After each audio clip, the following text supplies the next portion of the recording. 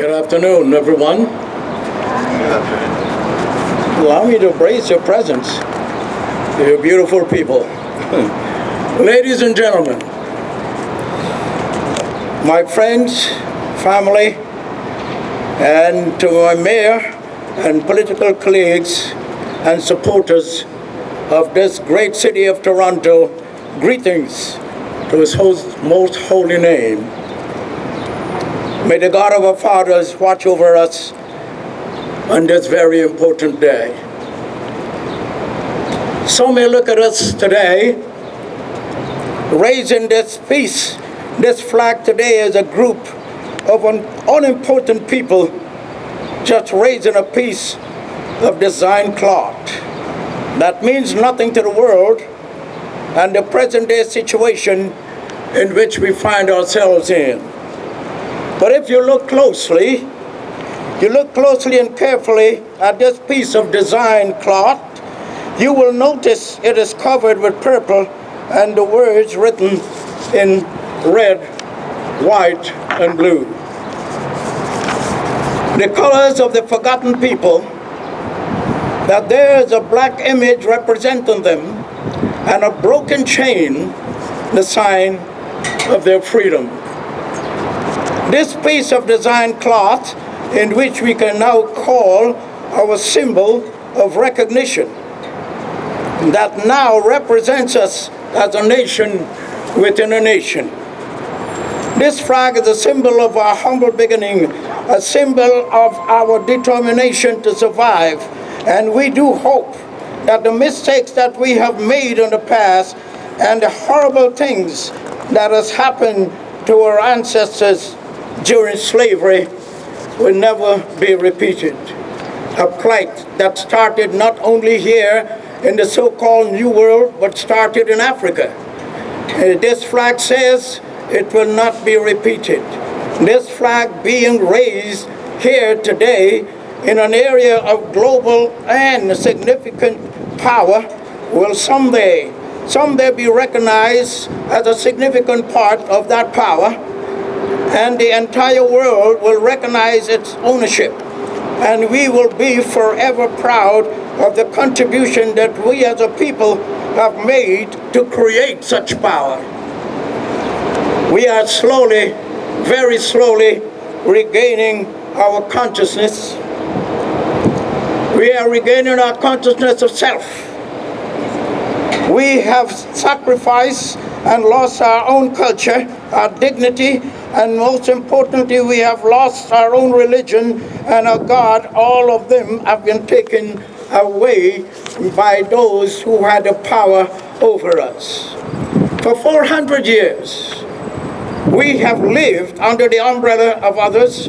We have been kept away from our own original way of life, whatever that was. But thank our God, we survived. Because some of us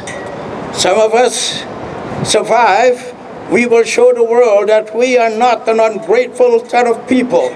We will love to take this opportunity to thank those who some had forgotten because of the color of their skin. The American revolutionary, Mr. John Brown, who gave his life and sacrificed his own family that we may live. Mr. John Simcoe. I made a play about John Simcoe. I wrote it once, and it was a very, very successful piece of dramatic presentation. The Englishman, Mr. William Wilberforce, who stood in the English Parliament and became our voice. And all of the Quakers who sacrificed their lives so that we can have our lives, even though they all had different skin color than us. It made no difference. It made no difference at all to them. Today, the one we now enjoy is our freedom month as we stay here to enjoy this time years ago when slaves arrived in Virginia. we celebrate that. There is a question on everyone's lips now, and that is, what's next? Well, let me tell you, we should not be sitting on our backs and our sides waiting for handouts. We should not be on our toes. We should now be on our toes prepared for tomorrow and how we can be in charge of our own future. We should not live in the past, but let the past be a stepping stone and a ladder for our future to succeed. There should be that growing need for us as a people to come together like other nations rather than fighting among ourselves for the crumbs left by others. Everyone today seems to be talking about reparation, but in order to receive it in any form, we have to be together. It will not be in any way handed out to individuals. So without that one people, one nation practice, like others have done, stop talking about it. Without togetherness, my dear friends, without togetherness, we are going to remain in our present situation forever. Today, we are remembering the past and the terrible things that was done to our fathers and our mothers, even to some of us today.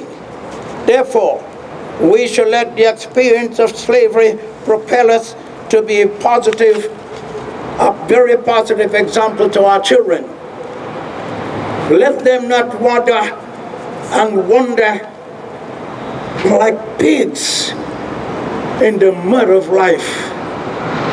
Let them have a fresh start intellectually, spiritually, and of our God's sake, mentally.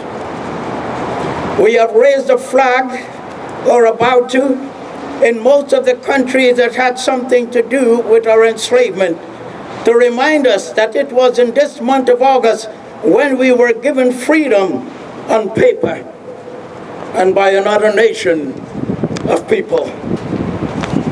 Some had sacrificed their lives that we can be free from the physical chains.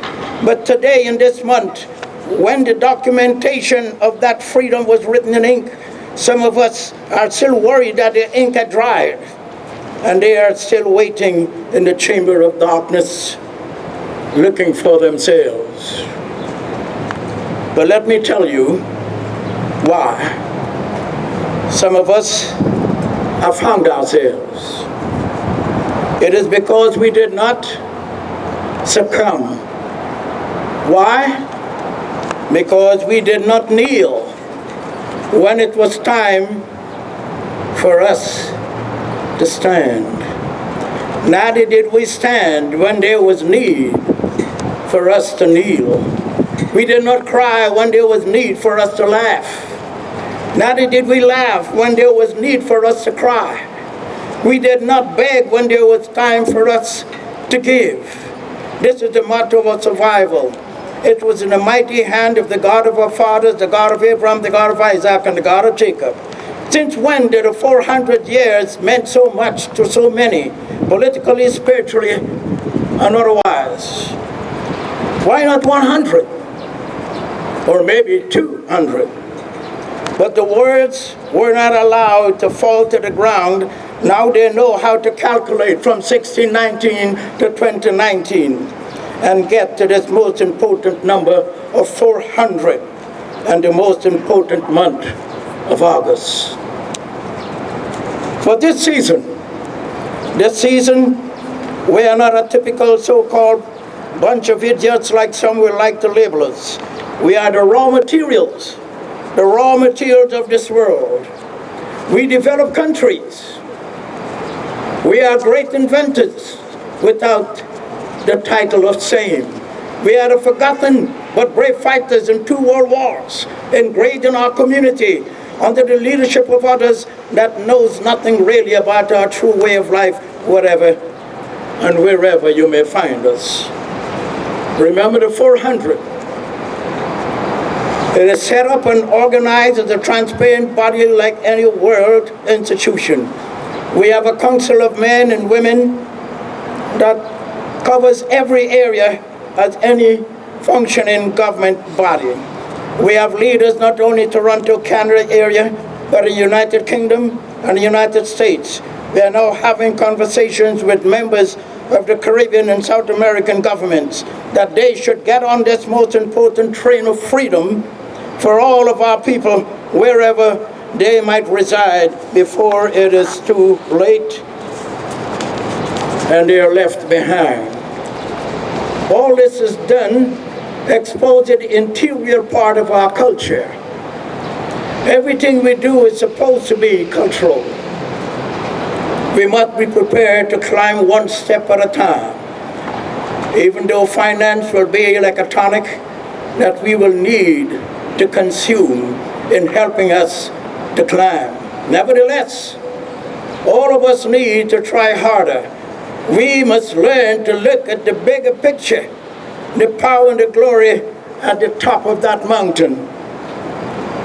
We as a forgotten people should determine to set the bar so high, especially and particularly the RT400, so that the light of our own personal dreams and whatever positive and powerful thoughts you as a people may have of and shine through. As we celebrate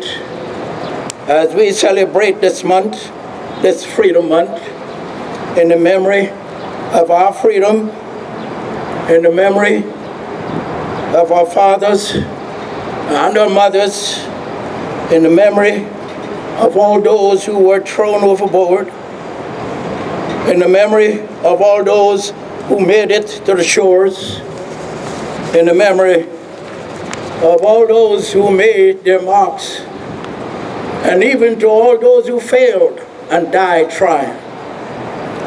Let the month of August continue to be our Freedom Month. With all this that I've said, I would like to leave you with your own chain of positive thoughts that should never be broken. May peace reign upon us and our families. May the Lord God of our fathers continue to shower his blessings upon all of us.